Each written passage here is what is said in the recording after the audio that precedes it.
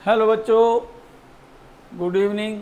चलो बच्चों, नीट निर्माण का हिंदी मीडियम वाले बच्चों के लिए 9th डे है। फिजिक्स में बच्चों जो डिस्कशन चल रहा था, हमने चैप्टर पढ़ाया था बच्चों वेक्टर विश्लेषण तथा प्रक्षेप्य गति। तो वेक्टर पर बात चल रही थी बच्चों, ठीक है ना। तो मैं वहाँ से आगे की बात करता हूँ बच्चों। आज जो टॉपिक डिस्कस करने वाला हूँ, दो वेक्टरों को जोड़ना किस तरह से जोड़ा जाता है, ठीक है नहीं, तो वो हम बताएंगे बच्चों, लॉ ऑफ पैरेललोग्राम। चलिएगा शुरू करते हैं। कॉपी और पेन निकालें और इसको मेरे साथ साथ नोट करते जाएं, ठीक है। चलें बच्चों, एडिशन ऑफ टू वेक्टर्स, दो वेक्टरों को जोड़ना। ध्यान दें जरा मेरी बात को। जैसे यहां पर दो वेक्टर बनाए हुए मैंने, P और Q, आप मेरे साथ साथ बना लें इसे।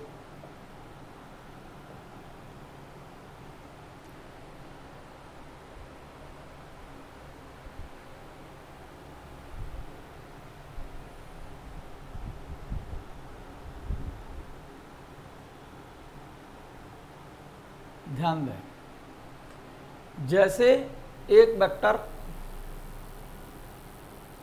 ये P है और एक वेक्टर Q, दो वेक्टर बनाए मैंने, एक वेक्टर P और एक वेक्टर Q। इन दोनों के बीच का एंगल अल्फा है। एक्चुअल में दो वेक्टरों के बीच का जो एंगल लेते हैं ना, या तो टेल टू टेल मिला दो तब दोनों के बीच का एंगल लिया जाता है। तो यहाँ पर वेक्टर P और वेक्टर Q की दोनों की टेल यहाँ मिली हुई है। तो इन दोनों वेक्टरों के बीच के दो एंगल है यहाँ पर। एक तो ये वाला एंगल है, ये तो शॉर्टेस्ट एंगल है, और एक एंगल ये आएगा ये वाला। तो दो वेक्टरों के बीच का जो एंगल लेते हैं ना हम, शॉर्टेस्ट एंगल लेते हैं बच्चों। तो हम इन दोनों वेक्टरों के बीच का एंगल कौन सा लेंगे? ये अल्फा लेंगे, ठीक है। चलो फिर से हम इसको बना देते हैं एक बार। जैसे एक वेक्टर P और एक वेक्टर Q, ठीक है, दोनों के बीच का एंगल अल्फा है, और हमको वेक्टर P में वेक्टर Q को ऐड करना है, ठीक है ना। तब इन दोनों का रिजल्टेंट वेक्टर मैंने मान लिया है R है, ठीक है। तो एक काम करो, पहले आपने लिखा हुआ है वेक्टर P, तो पहले वेक्टर को खींच लो, इसको, इस वाले वेक्टर को यहाँ से आगे बना लो, यहाँ पर अलग से बना लो ये वेक्टर P।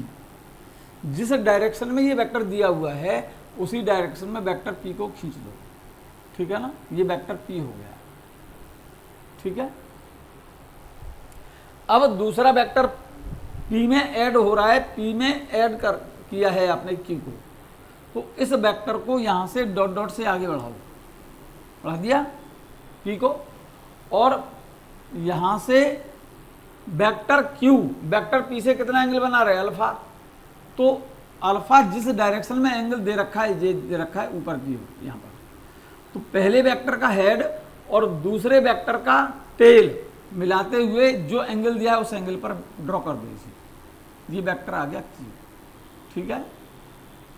ये वेक्टर Q आ गया, और वेक्टर P और वेक्टर Q के बीच का एंगल ये अल्फा है। एक काम कर लो ना, क्योंकि दो वेक्टरों के बीच का एंगल या तो टेल टू टेल एंगल लेते हैं बच्चों, या हेड टू हेड एंगल लेते हैं। जरा देखो जरा एक्चुअल में इस वेक्टर को यहाँ से, इस वाले वेक्टर को P को यहाँ से आगे स्लाइड कर दो। आप इस वेक्टर P को आगे स्लाइड कर दो। देखो ऐसे इस वेक्टर को जब आगे स्लाइड करेंगे तो यहाँ पर वेक्टर P की टेल वेक्टर Q की टेल से मिल जाएगी। तो दोनों के बीच का एंगल अल्फा दिया हुआ ये रहा, यही मैंने जो एंगल दिया हुआ है वही एंगल मैंने बनाया है। या फिर ऐसा करो, इस वेक्टर Q को आप पीछे स्लाइड कर लो यहाँ पर, तो यहाँ पर क्या मिल जाएगा? हेड टू हेड एंगल लो या टेल टू टेल एंगल लो। तो इस वेक्टर को पीछे खींचने पर इस वेक्टर को अगर पीछे यहाँ स्लाइड कर देते हैं ऐसे, तो इस वेक्टर Q का ये हेड आ जाएगा यहाँ पर। तो या तो, और इस वेक्टर P को अगर आगे खींच देंगे हम तो ये वेक्टर P ऐसे चला जाएगा। तो इस वेक्टर P का और वेक्टर Q का टेल यहाँ पर मिल रहा है, या फिर ऐसे कहो वेक्टर P का हेड और वेक्टर क्यू का हेड यहाँ पर मिल रहा है, तो हेड टू हेड ये वाला एंगल ले लो, या tail to tail vector p और वेक्टर क्यू की टेल यहाँ पर मिल रही है, या ये एंगल ले लो। तो ये एंगल और ये एंगल तो दोनों बराबर होंगे, ठीक है ना। तो इसको फिर से ड्रॉ करना पड़ेगा आपको। इसको मैं यहाँ से फिर से हटा रहा हूँ, फिर मैं बना रहा हूँ, देखो जरा ध्यान से। एक वेक्टर P और एक वेक्टर दे रखा है आपका Q। Vector Q vector P से अल्फा एंगल बना रहा है। वेक्टर P में वेक्टर Q को आपको ऐड करना है, P प्लस Q, तब रिजल्टेंट वेक्टर आएगा दोनों का R। तो पहले वेक्टर को ड्रॉ करो। तो पहला वेक्टर मैंने खींच लिया जिस डायरेक्शन में दिया हुआ है, ठीक है। अब इस वेक्टर को यहां से डॉट डॉट से आगे बढ़ाओ। दूसरे वेक्टर का टेल और पहले वेक्टर का हेड मिला लो और जो एंगल दिया है वो एंगल बनाते हुए दूसरा वेक्टर खींच लो, ठीक है। ये वेक्टर Q हो गया, दोनों के बीच का एंगल अल्फा है। ये तो वेक्टर P है बच्चों, ये वाला, और ये वेक्टर Q है, ये वाला। पहले वेक्टर का टेल और लास्ट वेक्टर का हेड मिला दो इस तरह से। ये जो आ रहा है ये रिजल्टेंट वेक्टर है किसका, P और Q का, P प्लस Q, ये रिजल्टेंट वेक्टर होगा ये वाला R। और रिजल्टेंट वेक्टर पहले वेक्टर से जो एंगल बना रहा है, मान लो ये थीटा है, ठीक है। तो इस रिजल्टेंट वेक्टर का ये जो मैग्नीट्यूड का फॉर्मूला जरा नोट कर लो बच्चों, R square is equal to P के मैग्नीट्यूड का square, P square plus Q square plus 2PQ cos alpha, ठीक है। तो रिजल्टेंट वेक्टर का मैग्नीट्यूड यहां से आ जाएगा R is equal to root P square plus Q square plus 2PQ cos alpha. Clear है? यस। अब अगर रिजल्टेंट वेक्टर इस R का, R की अगर हम ये डायरेक्शन निकालना चाहते हैं, ये एंगल निकालना चाहते हैं थीटा, तो इसके लिए फॉर्मूला लिखेंगे आप टेन थीटा, यहां पर लिखे दे रहा हूं मैं, टेन थीटा बराबर Q sine alpha upon P plus Q cos alpha. Clear है? अब ये फॉर्मूले कहां से आए ये मैं डिस्कस करूंगा बच्चों, पहले आप इनको नोट कर लो। कर लिया? कर लिया बच्चों? देखो मैंने ये फॉर्मूले, ये फिगर भी मैंने यहां बना रखे हैं, ये रहा, ये ध्यान दो। एक वेक्टर P और एक वेक्टर Q, दोनों के बीच का एंगल अल्फा है। वेक्टर P में वेक्टर Q को ऐड करना है, तो मैंने पहला वेक्टर खींच दिया P, इसको डॉट डॉट से आगे बढ़ा करके दूसरा वेक्टर खींच दिया Q। पहले वेक्टर की टेल और लास्ट वेक्टर का हेड मिला दिया मैंने, ये रिजल्टेंट वेक्टर R आ गया P प्लस Q। और रिजल्टेंट वेक्टर की पहले वेक्टर P से डायरेक्शन आ गई थीटा, ठीक है। इन दोनों वेक्टरों के रिजल्टेंट वेक्टर का मैग्नीट्यूड अगर निकालना है, परिमाण निकालना है, तो उसका फॉर्मूला होता है R is equal to root P square plus Q square plus 2PQ cos alpha, जो मैंने अभी बता दिया था। और रिजल्टेंट वेक्टर की अगर हमको डायरेक्शन देखनी है, इस रिजल्टेंट वेक्टर की डायरेक्शन मीन्स ये थीटा देखना है, पहले वेक्टर से रिजल्टेंट वेक्टर की डायरेक्शन थीटा है, तो इसके लिए फॉर्मूला लिख लें, टेन थीटा बराबर Q sine alpha upon P plus Q cos alpha. जहां पर अल्फा P और Q के बीच का एंगल है, अल्फा जो दे रखा है एंगल ये वाला, ये वेक्टर P और Q के बीच का एंगल है, और थीटा रिजल्टेंट वेक्टर P की पहले, रिजल्टेंट वेक्टर R की पहले वेक्टर P से डायरेक्शन है थीटा। क्लियर? लिख लिया? यदि दोनों वेक्टरों के बीच का एंगल 0 होता, अल्फा अगर 0 है, अगर दो वेक्टरों के बीच का एंगल अल्फा 0 है, तो रिजल्टेंट वेक्टर का मैग्नीट्यूड क्या होगा? अगर दो वेक्टरों के बीच का एंगल 0 है, इसका मतलब क्या हो गया? दोनों वेक्टर एक ही डायरेक्शन में हो गए। एक ही डायरेक्शन में होंगे तो क्या होगा बच्चों? अल्फा की जगह पर 0 लिखो तो मैग्नीट्यूड कितना आ जाएगा? देखो, root P square plus Q square plus 2PQ cos alpha, alpha की जगह पर क्या लिखेंगे? 0, cos 0 की वैल्यू 1 होती है। तो फॉर्मूला क्या आ गया देखो, P square plus q square plus 2pq, ये मेरे ख्याल से p प्लस क्यू का होल स्क्वायर बन गया, p प्लस क्यू का होल स्क्वायर, ठीक है, और इस पर चढ़ा हुआ है रूट। तो r कितना वैल्यू आ गई है, r की वैल्यू p प्लस क्यू आ गई। तो इसका मतलब r की मैक्सिमम वैल्यू, रिजल्टेंट वेक्टर की मैक्सिमम, उसका मैक्सिमम मैग्नीट्यूड आ जाएगा p प्लस क्यू। मतलब रिजल्टेंट वेक्टर का मैग्नीट्यूड p प्लस क्यू से ज्यादा पॉसिबल नहीं है।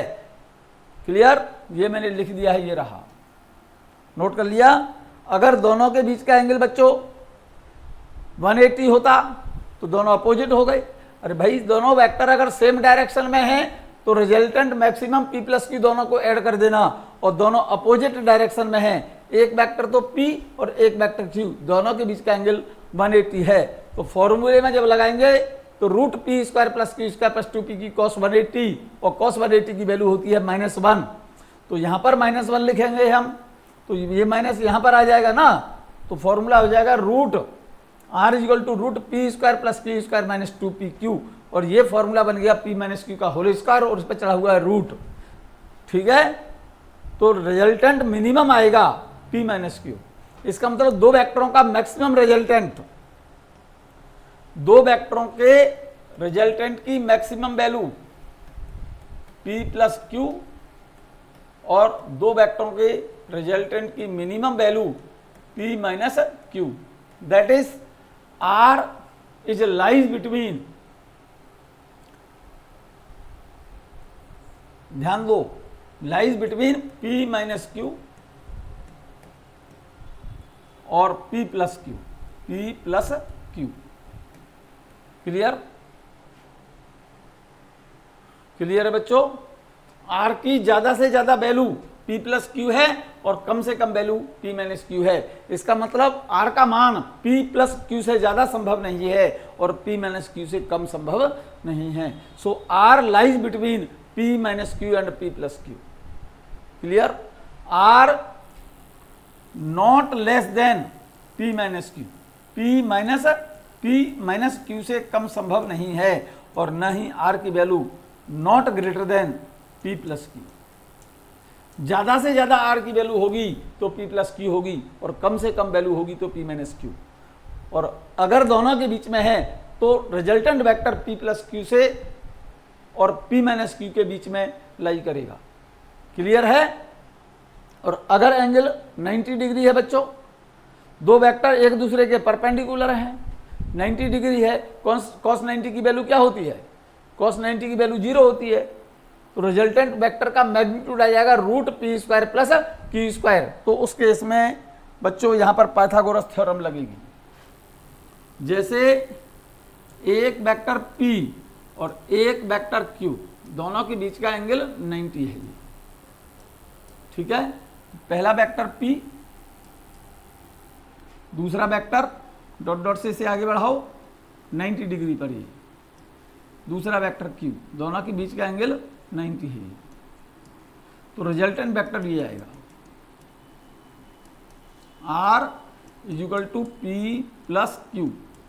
ये तो डायरेक्शन और मैग्नीट्यूड दोनों हो गए भाई, इसमें तो डायरेक्शन भी है और मैग्नीट्यूड भी है। तो इस दो म्यूचुअली परपेंडिकुलर वेक्टरों का रिजल्टेंट जो वेक्टर r आ रहा है, इसका magnitude root p square plus q square होगा।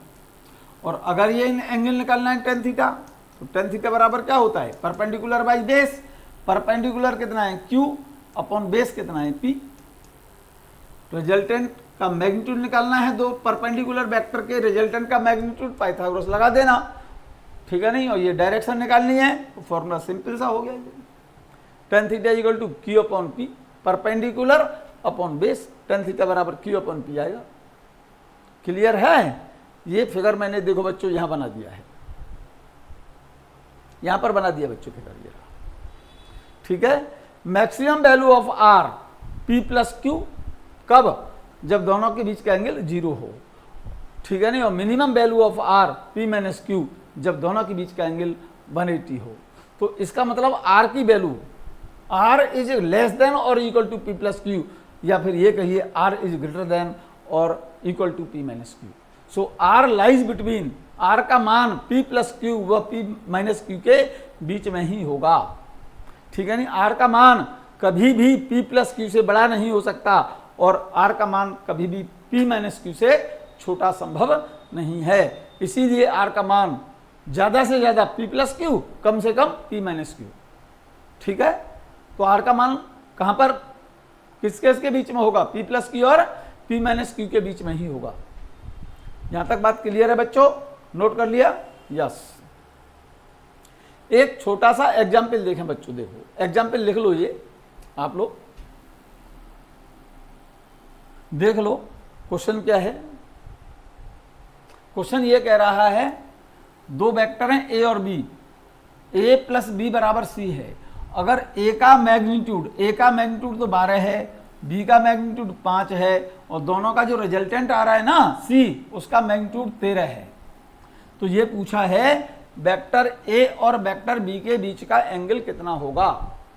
तो मैग्नीट्यूड वाला फॉर्मूला लगा दो भाई। ये तो ए का मैग्नीट्यूड दे रखा है 12, बी का मैग्नीट्यूड दे रखा है 5 और सी का मैग्नीट्यूड दे रखा है 13। तो इसके मैग्नीट्यूड का फॉर्मूला लगाओ। मैग्नीट्यूड का फॉर्मूला क्या है? जैसे वहां तो आपने आर लिखा था, मैग्नीट्यूड पी और क्यू का, P square plus q square plus 2pq cos alpha. Alpha यहाँ पर क्या है, पी और क्यू के बीच का एंगल है।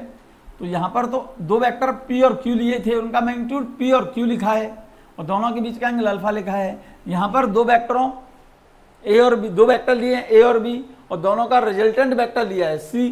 तो अकॉर्डिंग टू दिस रिलेशन सी के लिए फॉर्मूला बनाओ। तो सी बराबर क्या आ जाएगा, root A square plus B square plus 2ab cos alpha. ठीक, सी का मान कितना दे रखा है 13, तो यहां पर तो 13 लिख दो। रूट ए की वैल्यू कितनी दे रखी है 12, 12 का स्क्वायर प्लस 5 का स्क्वायर प्लस 2, ए की वैल्यू 12, बी की वैल्यू 5, अल्फा की वैल्यू निकल आएगी बच्चों यहाँ से। ठीक है, अब इसका रूट हटाने के लिए स्क्वायर कर दो। 13 का स्क्वायर कितना होता है 169, 12 का स्क्वायर 144, 5 का स्क्वायर 25, इनका मल्टीप्लाई कितना हो गया 120 कॉस अल्फा। ठीक है, मेरे ख्याल से ये और ये ऐड कर लो 169 हो जाएगा। 169 से ये दोनों कैंसिल हो जाएंगे। 120 cos alpha is equal to 0, cos alpha is equal to 0 और कॉस में 0 वैल्यू होती है किसकी, कॉस 90 की। इसलिए अल्फा की वैल्यू आ गई मेरे बच्चे 90 डिग्री। ये रिजल्ट है आपका। क्लियर, यहां तक क्लियर है, समझ आ गया होगा। ये मैंने यहां पर सॉल्व कर दिया, देखो ये रहा, ये सॉल्व हो रहा है क्वेश्चन, नोट कर लो आप। नोट कर लिया, चलिएगा नेक्स्ट क्वेश्चन देखिएगा। यदि P बराबर Q हो तो थीटा और अल्फा में क्या संबंध होगा। अगर P और Q बराबर हैं तो थीटा और अल्फा में रिलेशन पूछ रहा है। P और Q अगर बराबर हैं, P बराबर Q लिखा है तो थीटा और अल्फा में रिलेशन पूछा है। तो थीटा और अल्फा का रिलेशन क्या है बच्चों, फॉर्मूला क्या है, tan थीटा इक्वल टू, ध्यान हो तो Q sine alpha upon P plus Q cos alpha formula था। ठीक, अब P बराबर Q लिखा है तो Q को या तो P लिख दो या P को Q लिख दो। तो एक काम करो, tan theta is equal to, Q को मैं P लिख रहा हूं तो इस Q की जगह पर ये P लिख रहा हूं, P sine alpha upon, P तो P है ही, इस Q को भी P लिख रहा हूं, P कॉस अल्फा। यहां से P कॉमन लेके कट जाएगा, ऊपर क्या बचेगा sine alpha upon 1 plus cos alpha. देखो जरा, तो tan थीटा साइन अल्फा के लिए फॉर्मूला लिख रहा हूं मैं 2 sine alpha by 2 cos alpha by 2, clear, upon 1 plus cos alpha की वैल्यू ऐसी लिख रहा हूं जिससे 1 कैंसिल हो जाए। ठीक है नहीं, कॉस अल्फा की वैल्यू लिख रहा हूं, कॉस अल्फा का फॉर्मूला लिख रहा हूं, कॉस 2 थीटा का फॉर्मूला होता है, देखो यहां लिख लो, कॉस 2 अल्फा अगर होता तो इसका फॉर्मूला होता cos square alpha minus sine square alpha. और अगर ये कॉस अल्फा है, नोट कर लेना साइड से, तो फॉर्मूला क्या हो जाएगा, cos square alpha by 2 minus sine square alpha by 2, sine square alpha by 2। और साइन स्क्वायर अल्फा बाई 2 को मैं लिख सकता हूं cos square alpha by 2 minus 1। तो इसका एक फॉर्मूला और बन जाएगा 2 cos square alpha by 2 minus 1, या फिर एक और फॉर्मूला बन जाएगा 1 minus 2 sine square alpha by 2। तो कॉस अल्फा की ये वाली वैल्यू हटा करके यहां लिख दो इस जगह पर। अगर इसकी जगह पर हम ये लिखते हैं यहां पर, तो देखो अगर इतने की जगह पर हम ये लिखेंगे तो 1 क्या कैंसिल होगा, नहीं होगा। अगर ये लिखेंगे तो ये 1 कैंसिल हो जाएगा, ये वाला 1 इस 1 से कैंसिल हो जाएगा। तो कॉस अल्फा की ये वाली वैल्यू लिखो बच्चों, कॉस अल्फा की ये वाली वैल्यू लिखो इस फॉर्मूले में यहां पर। तो 1 plus 2 cos square alpha by 2 minus 1, देखो इस 1 से अब ये 1 कैंसिल हो गया, ठीक है। 2 से ये 2 कैंसिल हो जाएगा, इसका कॉस स्क्वायर अल्फा बाई 2 है, यहाँ पर cos alpha by 2, cos alpha by 2 से इसकी एक पावर कैंसिल हो जाएगी। तो फॉर्मूला क्या आ गया, देखो टेन थीटा, इस 2 से 2 गया, एक पावर इसकी कैंसिल हो गई, ऊपर क्या बचेगा sine alpha by 2 upon cos alpha by 2, cos alpha by 2। ये फॉर्मूला बन गया टेन अल्फा बाई 2 का, टेन अल्फा बाई 2 का। एंगल कंपेयर कर दो, यहाँ पर 10, यहाँ भी 10, इसका एंगल थीटा है, यहाँ पर एंगल अल्फा बाई 2 है, तो इसलिए थीटा और अल्फा में रिलेशन आ गया। ये रिजल्ट है आपका। क्लियर है क्वेश्चन बच्चों, नोट कर लीजिए आप, यहाँ तक क्लियर है, नोट कर लीजिए। चलें देखिएगा नेक्स्ट क्वेश्चन, देखिएगा ये क्वेश्चन आपने शायद मैं जहाँ तक समझता हूँ नोट कर लिया होगा, ये मैंने सॉल्व कर दिया है, मैंने सॉल्व करके दिखा भी दिया बच्चों आपको, और आप इसको इस तरह से सॉल्व मैंने किया हुआ है, आप नोट कर सकते हैं इसे, ठीक है। चलिएगा नेक्स्ट क्वेश्चन देखें, एक बहुत सिंपल सा, दो वेक्टरों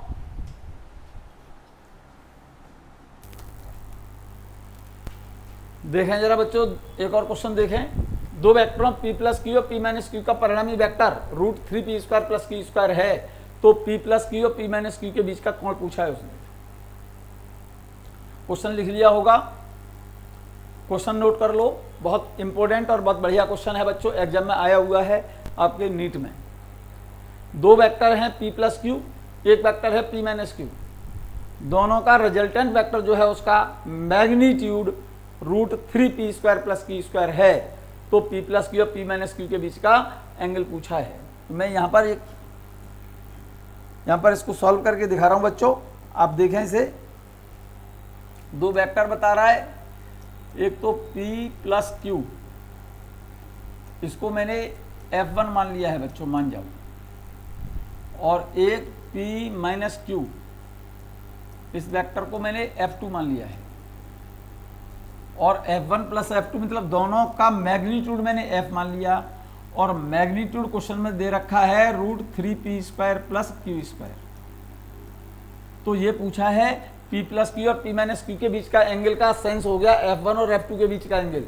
तो f1 प्लस f2, अगर resultant vector f equal to f1 plus f2 हो, तो इसके मैग्नीट्यूड का फॉर्मूला ये होना चाहिए, रूट f1 के मैग्नीट्यूड का स्क्वायर प्लस f2 के मैग्नीट्यूड का square plus 2 f1 f2 cos alpha, ठीक है। ये मैग्नीट्यूड कितना दे रखा है, root 3p square plus q square दे रखा है। f1 का मैग्नीट्यूड देखिएगा, f1 का magnitude p minus Q, p plus Q का स्क्वायर प्लस f2 का p minus Q magnitude plus 2 p plus Q p minus Q, clear, into cos alpha. हमको alpha निकालना है, ये रूट पूरे पर लगा हुआ है बच्चों। अब जरा देखो, दोनों तरफ से स्क्वायर हटा दो, स्क्वायर कर दो तो रूट हट जाएगा, स्क्वायर कर दो रूट हट जाएगा। तो देखो जरा 3p स्क्वायर प्लस की स्क्वायर इक्वल टू, देखो जरा इसका स्क्वायर करो, P square plus q square plus 2pq plus इसका स्क्वायर करेंगे P square plus q square minus 2pq plus ये स्क्वायर डिफरेंस है बेटा, p प्लस क्यू और ये p माइनस क्यू, तो ये हो गया 2p square minus q square cos alpha. यहाँ तक क्लियर है? चलिएगा देखो 2pq ये कैंसिल हो गए। देखो जरा p स्क्वायर और p स्क्वायर यहाँ पर कितने हो गए, p स्क्वायर 2p स्क्वायर है, 2p स्क्वायर ये रहे, तो ये वैल्यू हो गई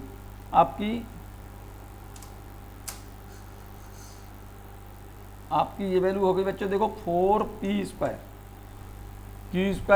क्यू स्क्वायर और यहाँ से माइनस, नहीं बच्चों नहीं, इसमें कॉस लिख रहा है बच्चों, यहाँ पर कॉस लिख रहा है, इसको मुझे हटाना पड़ेगा। देखो ये पी स्क्वायर और पी स्क्वायर, 2p स्क्वायर और 3p स्क्वायर इधर है, तो ये p स्क्वायर बचेगा इधर प्लस क्यू स्क्वायर बचेगा इक्वल टू, ठीक है।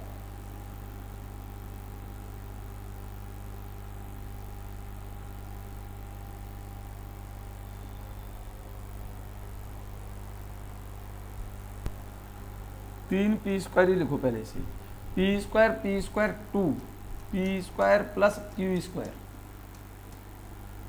और यहाँ पर प्लस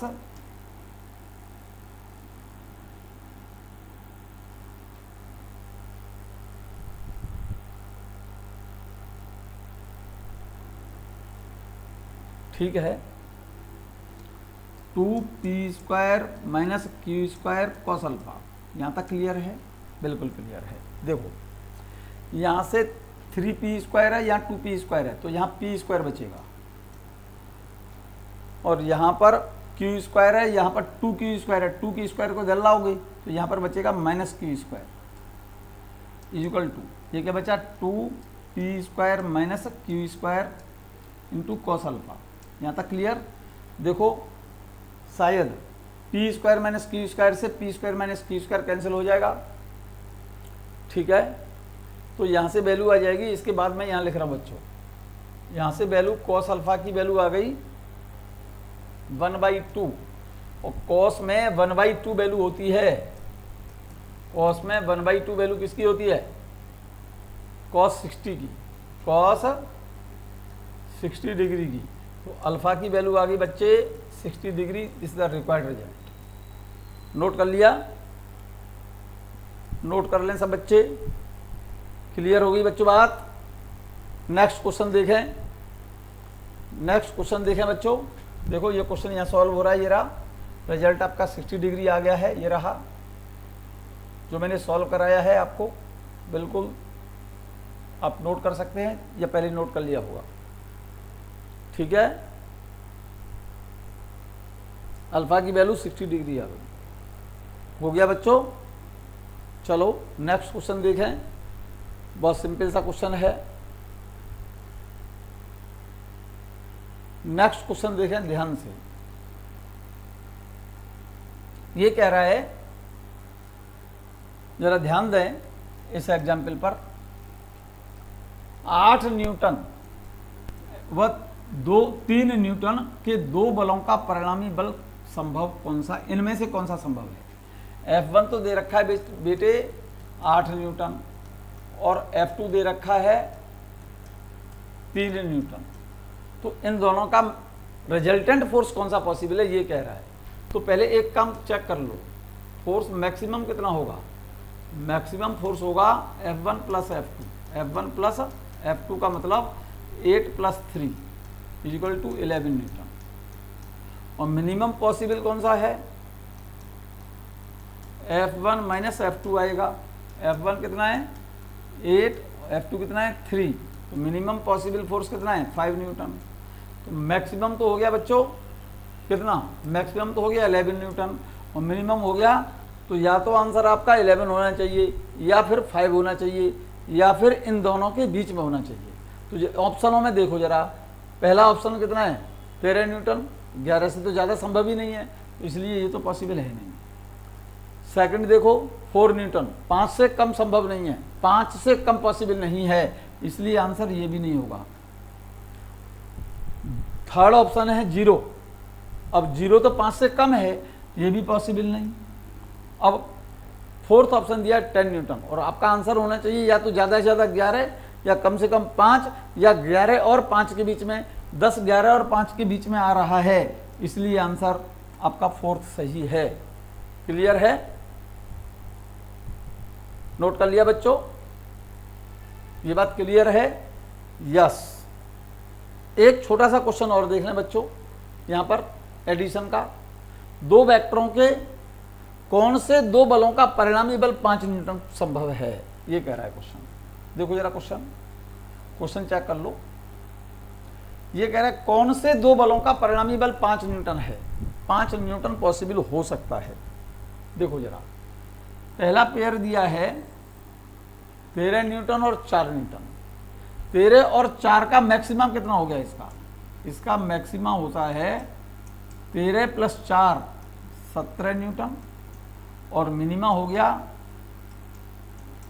13 माइनस 4 9 न्यूटन। तो क्या ये 5 17 और 9 के बीच में है, नहीं है, तो इसलिए आंसर ये नहीं है। इसको चेक करो, मैक्सिमा इसका कितना हो गया 2 प्लस 1 3 न्यूटन। मिनिमा चेक करो, मिनिमा कितना हो गया 2 माइनस 1 न्यूटन। तो क्या ये 5 3 और 1 के बीच में है, नहीं है, तो इसलिए आंसर ये भी नहीं है। इसको चेक करो आप, इसका मैक्सिमा कितना है, इसका मैक्सिमा होगा 12 प्लस 6 कितना 18 न्यूटन। मिनिमा देखो, मिनिमा 12 माइनस 6 न्यूटन। क्या ये 5 18 और 6 के बीच में है, नहीं है, इसलिए आंसर ये भी नहीं होगा। अब जरा इसको चेक कर लो भाई, इसका मैक्सिमा कितना है 8 प्लस 4 12 न्यूटन और मिनिमा चेक करो 8 माइनस 4 कितना आ गया 4 न्यूटन। अब जरा चेक करो, क्या 5 12 और 4 के बीच में है, भाई 12 से तो 5 कम है और 4 से 5 ज़्यादा है, इसीलिए आंसर आपका इस क्वेश्चन का फोर्थ सही है। क्लियर है, कर लिया नोट बच्चों, आपने नोट कर लिया होगा, नहीं किया है तो ये रिजल्ट लिखा हुआ है, ये रहा, ये रिजल्ट लिखा हुआ है। ठीक है बच्चों, आज हमने डिस्कस किया है बच्चों दो वेक्टरों का एडिशन। अब हम बात करेंगे बच्चों नेक्स्ट पीरियड में वेक्टर को घटाना, क्या बेटा, वेक्टर को सब्ट्रैक्ट करना। वास्तव में वेक्टर में से कभी वेक्टर को सब्ट्रैक्ट नहीं किया जाता, हमेशा वेक्टर की डायरेक्शन को अपोजिट करके उसको पहले वेक्टर में ऐड कर दिया जाता है। लेकिन हम इस पॉइंट को डिस्कस करेंगे बच्चों नेक्स्ट पीरियड में, ठीक है ना। तब तक के लिए एडिशन ऑफ टू वेक्टर्स जो हमने पढ़ाया है वो आप उसको रिवाइज कर लें। वीडियो अपलोड हो जाती है बच्चों यूट्यूब पर, अगर डाउनलोड करके आप बाद में भी सुनना चाहते हैं उसे तो बाद में सुन सकते हैं। ठीक है ना बच्चों, मिलते हैं बच्चों नेक्स्ट पीरियड में।